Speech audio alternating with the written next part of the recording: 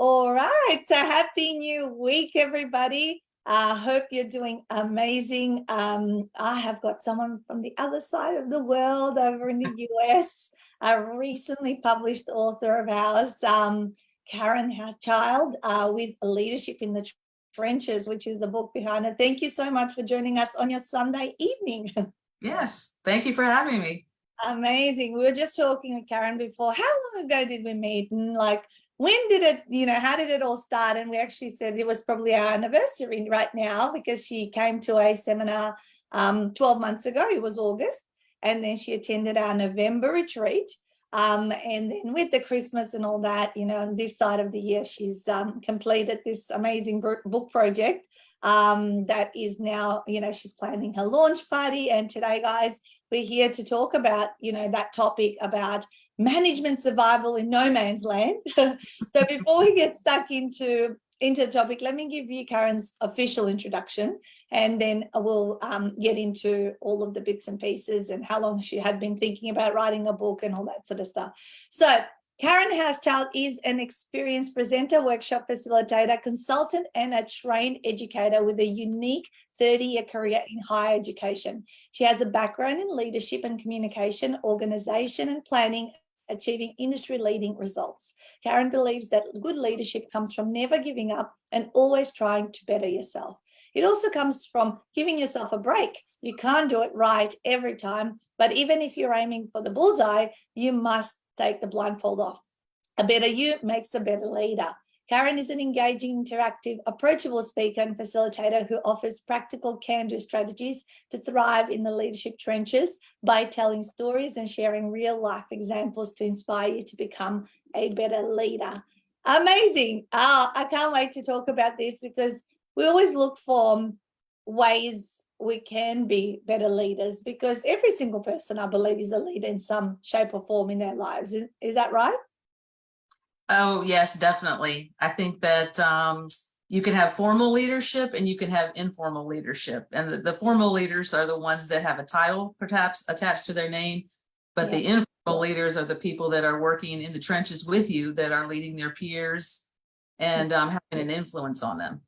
Yeah. So tell me about where did the idea was born when it comes to leadership in the trenches. Let's go back to, the seed that started you on this journey, and then we can talk about some of your hot tips and strategies from all this experience you've got. Okay. Yeah. So I think I've always wanted to write a book. I was trying to pinpoint when I actually had that desire, but it's just, I guess it's one of those bucket list things that I've always wanted to do. And I was actually reading about called the proximity principle, and one of the things that it said was the reason we don't do things is because of pride and fear.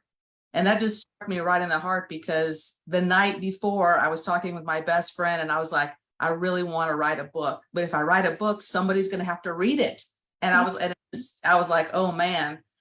And so, and then the very next day is when I learned about the Ultimate 48 author, literally, and then made an appointment and got the ball rolling. So the subject, I guess, because I've been in middle management for so long, and that was where I landed. I have 1,000 ideas, but I was like, well, what do I know the most about that I can speak with expertise and, a million stories? And this is where I landed. So, yeah.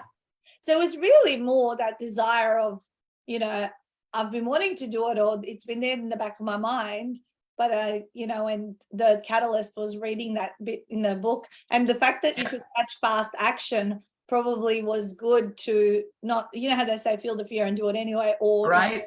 If you don't want to step into fear, just take action. Right, exactly. Because I thought, well, I can still be afraid to do it, and I'll always be afraid. So why not face it head on, which is kind of like what you have to do to be a good leader. Is you don't necessarily know exactly what you're doing, but you just have to try.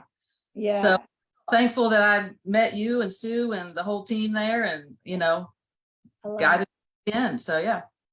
So let's talk a little bit about now what's in the book and some of the strategies that, you share. And, it's always good to listen. I always love hearing about leadership and it's good to kind of have it explained again. Do you know what I mean? Because sometimes we can get into a particular comfort zone and all that sort of stuff. So you've been in a leadership position the last 30 years, is that right? Oh, well, in some form or fashion.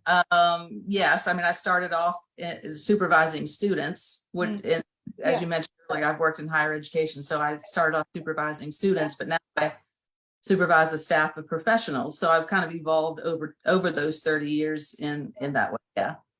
So what, in your opinion, is excellent leadership? So to talk to me about how does someone, maintain that high performance and excellent leadership over such a long period of time?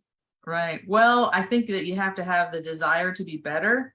You have to have the passion for people. If you don't like working with people, it can be really, really challenging, but I think you have to have a passion for wanting to be better in your role. As I mentioned earlier, you can't necessarily know everything. And I even say in the back of my book, I'm still a work in progress. I definitely don't know everything that there is to know about being a great leader, but I want to aspire to do that. So that's a certain level of humility and being willing to allow someone to say, hey, that didn't go so well, and you not get wrapped around the axle about it and go, okay, well, that didn't go well, and let me find a way to do it. And then the things that do go well, lock in, say, hey, that worked really, really well. And now the next time I do that, I'm going to do it better the next time. So I guess having a growth mindset of always like, I can always do better in my role to influence people for the better. Because part of being a good leader is making the lives of the people that you're influencing and working with better as a result of working with you. And most people leave their jobs because they have a terrible boss. And I don't want to be that person that someone leaves their job because I want at the head of the ship. So yeah. And well, a lot of the time, they say it's not true that people leave because poor income or hourly rates. It's more like the leadership and how the culture that has been created by that leader in that particular environment. Right. And culture's gonna evolve whether you're intentional or not. And so I'm a firm believer that you influence the culture, and so you should be really, really intentional about the culture, because otherwise it's gonna evolve anyway, but without any direction or intention, it could go sideways. Yeah, absolutely. I completely agree. And you sometimes reflect on, if you see companies from the outside, how it is and certain things that they do, or even like small businesses, who have a lot of staff turnover versus ones that have people that do stick around, and what is it that they're doing differently, and all that kind of stuff. Right. Well, I think a lot of them are realizing that their people have lives besides the work that they're doing for you, and they understand that they're a whole person. There's a part in my book where I talk about all the things that happen to a person when they wake up in the morning and all the decisions they have to make. And so you wake up, the alarm goes off, you get dressed, you take care of the dog, the kids, whatever, pack your lunch, you got to deal with traffic, whatever the case may be. And that's all before you get to the office. So maybe they had a disagreement with somebody, or maybe they got an upsetting email. So there's a lot of things that influence people's daily lives, and I think it's important as a leader to recognize that you have whole people sitting in your office, and that they're they can't necessarily compartmentalize their work separate from their life.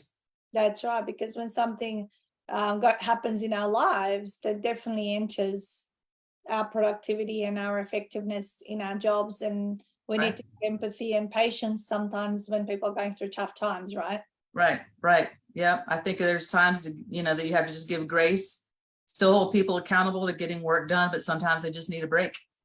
Yeah. And you help maybe a little course correction to help them get them back on track and get them the support they need. A lot of businesses have employee support programs and free counseling, or some resource in the community that can help people in lots of different ways. So part of it would be pointing your employees to those kinds of resources beyond just the nuclear unit where you're working. Yeah, that's a great idea. I remember when I met you as well, something you said, how much you love to continue reading books and developing yourself and finding new ways to be better and all that, which is quite unique. And I think one of the things that just because you're employed by somebody, and you're not, say, the business owner or whatever it is, doesn't mean you can't have that passion for learning and growth within your roles. Tell me a little bit more about that, because that's something I remember you telling me. Well, I'm a learner by nature. So actually this weekend I was running an errand with my daughter and she's like, Mom, here's a book on leadership. And I was like, no, I don't need to read another one. I was like, oh no, I'm going to get it. Yeah. I bought it. I think you have to have a growth mindset in that way, and it doesn't necessarily mean that it has to be reading a book. Some people don't enjoy reading, or they would prefer to listen to a book. There's, with the internet being what it is, you can, with a quick click of a button, you can be into the World Wide Web, finding multiple topics on leadership or group development, communication, organizational development. It just goes on and on. So sometimes I'm working on something that's specific to my particular style, that I might be finding a book or a webinar or a podcast that I'm like, okay, I want to know more about this, or how can I take that information and ingest it for my own growth and development. But then there are other times that I'm looking because I see something that someone on my staff has said, I want to grow or be better in this way. And so I'm a great collector of information too. That's another one of my strengths. So I'm quick to say, hey, here's either something that I've read or been introduced to, and you might want to read it. And it might just be a quick email article. Or like, here's like from a professional standpoint, lots of businesses have professional organizations above them that feed the professional growth of the people in the group. So I might say, well, hey, this is an area where we all need to grow in our office. And so, I'll pay to have everyone's participation in a webinar or something like that. That's awesome. I kind of can't help myself. It's just, like I said, it's kind of in my nature, but I think even if it is in your nature, in order to be better, you have to at least make some strides, even little baby steps forward to be better at whatever it is that your craft is. Yeah, I love that. Let's talk about engineering good processes. Yes. How does that happen, and how does someone go about getting into this, especially if they're maybe stepping into a brand new leadership position and they're coming into a culture that they're just getting to know and all that sort of stuff? Right. Well, I would say the first thing they need to do is find out what the processes already are in the organization. My experience has been collectively that it isn't told to me. It wasn't, someone didn't sit me down and say, here's all the things that you need to know about how to hire somebody or onboard somebody, or paperwork to give somebody a raise, or whatever the case may be. So, if you're stepping into a position, I would say the first thing is make sure you understand what the rules are, because most of the mistakes I've made have been because I didn't know what they were. And then someone told me on the back end, oh, you needed to do it this way, or you should have done it that way, which was not the way I like operating. Yeah. Operating. So, once I understood that, and, and to be honest, it took a couple of years, but once I understood it, then I decided, okay, well, what can I do to make it meaningful for my group within the larger organization to garner the types of people that I want working in my office, and to make it a meaningful and useful interview process. That's a perfect example, is most people don't know how to do a good interview. And so, the candidates left kind of flailing, and the staff that's doing the interviews left kind of flailing. And so, again, I learned about a way to do that. I talk about that in my book as well. And I'm never going to go back. I don't care what anyone says, but it still falls within the guidelines of my larger institution, that I still meet the expectations of the search, but I've made it personal to our particular office to try to make it a meaningful process for everyone involved, not just the people that work there. Yeah. I remember doing that when I was working for a corporate, within an optical, large optical chain, the biggest one here in Australia, that have their systems and procedures and all that kind of stuff. But whenever I would walk into a store, I would kind of look at those things and then implement some of my own processes that I thought worked. and they didn't restrict as you didn't go against the rules, as you say. That's I believe what you're meaning. Right. I mean, I mean, I could keep you here for hours talking about all the different ways that could be the case. But one of the main introductions a new person has is through their interview process with you. So you're putting your best foot forward, and they're of course putting their best foot forward. But we want to make sure that they're not giving us lip service about that they're just a wonderful employee without examples of how they, what they've done in the past. There's past behavior is an indicator of future behavior. So let's tell me examples of things that you've done that into what we're doing here in our office. And so, but again, like I said, that specifically fits into the guidelines of how a search, and I have to communicate with our human resources office and provide them things that they expect. But, that would be one example. Yeah. Let's talk about conflict in the workplace. That happens. Yeah, it does happen. So what are some hot tips on how you approach it, or maybe you describe a little bit about it in your book? Share a little bit about that. I know we can talk about communication. We know that's key to anything, but yeah, how do you that kind of confrontational situation with a leader?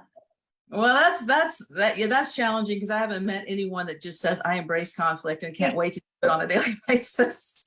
I would say taking a step back from the actual moment, one of the things that I've tried to do to help reduce conflict is create a culture where it isn't always me that is providing feedback to people. And there is a time and a place for the person that's the supervisor, the leader, then they might have to step in when there's a conflict. But one of the things I've been trying to do is to teach the people in my unit how to address one another in a respectful way and provide feedback that can be received. The problem is in conflict, when it's emotionally charged, is that people wait too long to say anything and they kind of sweep everything under the carpet, and then someone does something and then it's, there's, people are yelling or steaming, and then they're talking to their colleagues and it's creating a lot of discontent. I call it fanning the flames of discontent. And that's hard to manage as a leader because you may not know necessarily who's the one that's fanning those flames. And so one of the things is, like I said, is trying to create a culture where we all have agreed upon expectations for behavior. So this is what communication is and what it isn't. This is what accountability, this is what accountability is, and this is what it isn't. And so this is what we all agree on. So it makes it easier to go to someone and say, this isn't aligning with the values that we have in our organization. And, I noticed this, and we talk about a particular way. It's called SBI, or situation behavior impact. So when you're telling someone, giving them feedback, you can say, well, I noticed that you did this or you didn't do that. And when you did or didn't do that, this is how it impacted me or the situation or whatever. So it's not using verbs of to be, am, is, are, was, were. Those are the worst words to use in a conflict. And that always escalates because you're attacking the person's character. And 99% of the time, the person's just being who they are, and no one has taken the time to give them the feedback that they need in order to understand how their behavior might be impacting either the individual that they're talking to or the group as a whole. Yeah, that's some really good tips there. And I guess I would say the last thing I would say is don't let it linger. Like my rule is 3 days. You have 3 days, and if you don't say anything, you just gotta lump it.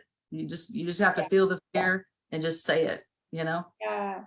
Otherwise, it's that kind of resentment, and it blows up and goes out of. You make a mountain out of a molehill. Right. Oh yeah. It's painful to observe, and it's even more painful to be a part of. So yeah.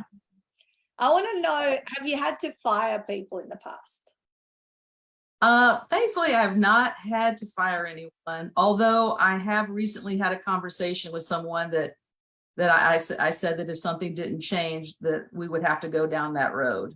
So it was a very, very positive conversation, and the person received the feedback very well. And I don't think it's going to come to that. So yeah, I always am curious because obviously firing somebody is a form of conflict, right? Yes. Yes.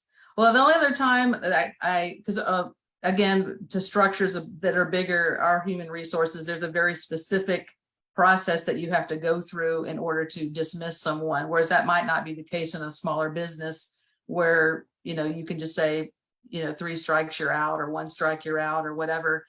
So I have to go through the formal processes. And so I did have one employee that it was the second formal methodology or the process at the larger institution. And at the end of the conversation, the person said they quit. So I didn't have to because they quit. Yeah. Tell me a little bit about communication. How do you facilitate that? You know what I mean? What's over communicating versus under communicating? Maybe give us a bit of a framework, because sometimes we may not know that we're doing it too much or too little. Sometimes you can be micromanaging, which is really annoying, and then other times it's like you're like a ghost. Yes. Well, I believe that micromanaging is more of an issue of trust than it is of anything else. If you don't trust your people, then you tend to micromanage. But I'm not sure that there's a situation that I would think that you could over communicate unless you're not communicating appropriate information. Certainly when you're a supervisor, there's some information that you can't share, like personnel actions, for example. Like I can't share with people what I discussed with someone, especially if it's disciplinary in nature. But I would say certainly in terms of the mission and the vision of what you're trying to accomplish with your organization or with your department, you can't say it enough, because people need to understand why you're doing things. So one of the things that I do regularly is explain why, or how I arrived at a decision. I tend to be pretty collaborative. I like to get lots of input to make sure that I'm representing the office well, not only when I'm not in the office and I'm maybe out on campus doing something else, but then also that I'm hearing their voices, because they have a different job than I do, people on my staff. So I need to make sure that I'm paying attention to what they're experiencing and making sure that we're setting up processes, because they're the ones that are going to have to, implement those processes. So I spend a lot of time talking about the why we're doing the things that we're doing, and certainly seeking feedback in that process. A lot of people think that you just tell the mission and the vision when on the first day or the first week of someone's employment, and then hope they remember, or they go back to the website or whatever. And that just generally doesn't work, because people are in the weeds, and so they need to be reminded. And that's you think they forget, but it's just you get busy, and so it's important to keep that in the front. I would say on the contrary side, when you communicate less, and this is a lesson that I've learned, I tend to be the kind of person that I want as much information as I can and the whole story before I might share something broadly. But one thing that I've learned is that people will make up what they don't understand. Yeah. And then that's how the gossip train gets, out of control, because people are like, well, I heard this from this person, and I heard this from that person, and these two people were talking, and so on and so on. And so one of the things I've learned is that I need to be communicating things along the way as appropriate, and say, well, I don't have the whole story, but this is what I do know, and this is how it impacts our department. This might be how how it fits into the bigger picture of what's going on.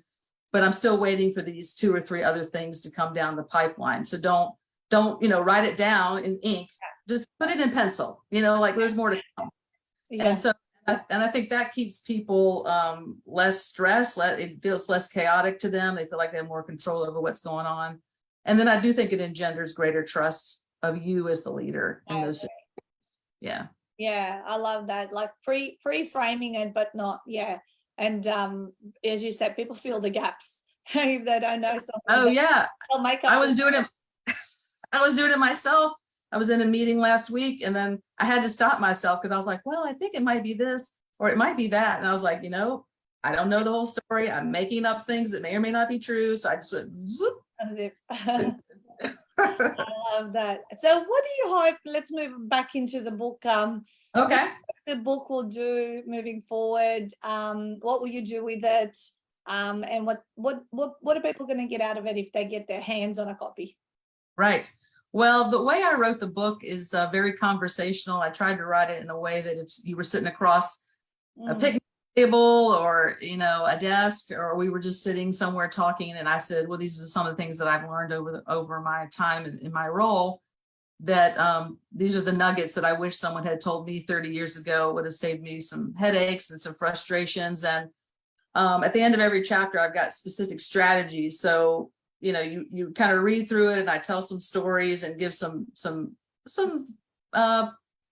what the literature has to say about some things. But then there's some very specific things you can do related to that particular topic of the chapter that you can walk away with, which is another reason I wrote the book this way, because I have read a lot of books over the years, but I can't think of one that I've read and I walked away and I was like, oh, these are like 6 things that I can do. Yeah, I love that.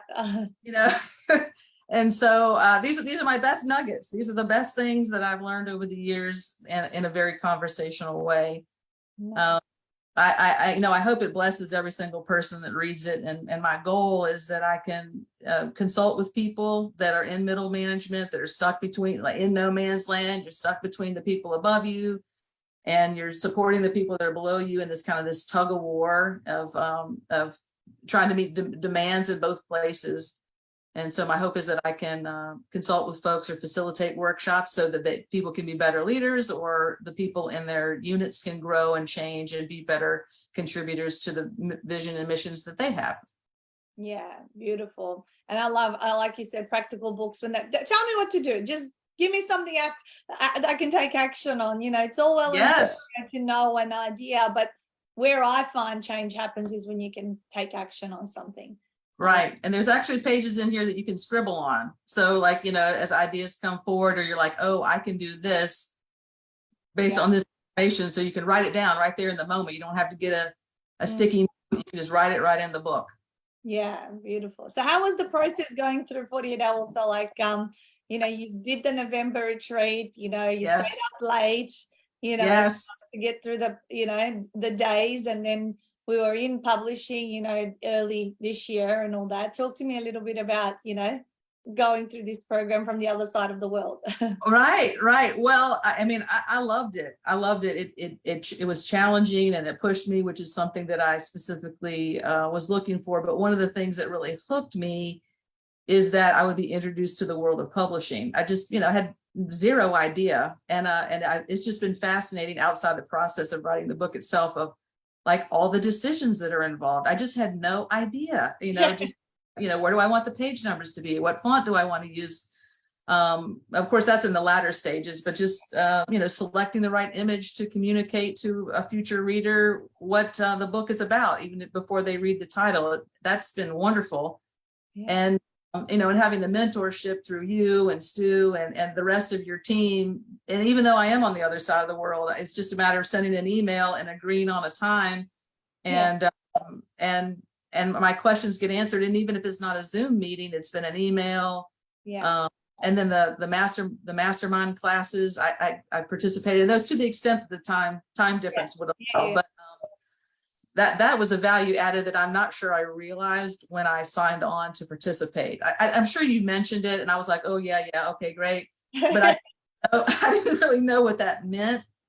And I really, to be quite honest, I guess at the time I was just interested in writing a book. I had never really thought about it being anything more than what that was. And so now I've got a whole new sphere of thinking and ideas, and you've provided the 48-hour author group team has provided these extra added on mastermind lessons from you know, the experts in those particular areas, which is like, wow. I mean, we've got a really good one coming up for you, Speak for Profit, which is 1st of September here in Australia and 31st of August for you guys. And that's really relevant to the things you will be doing. And, you know, because you want to facilitate workshops, you want to do all that sort of stuff. So, I'll be there.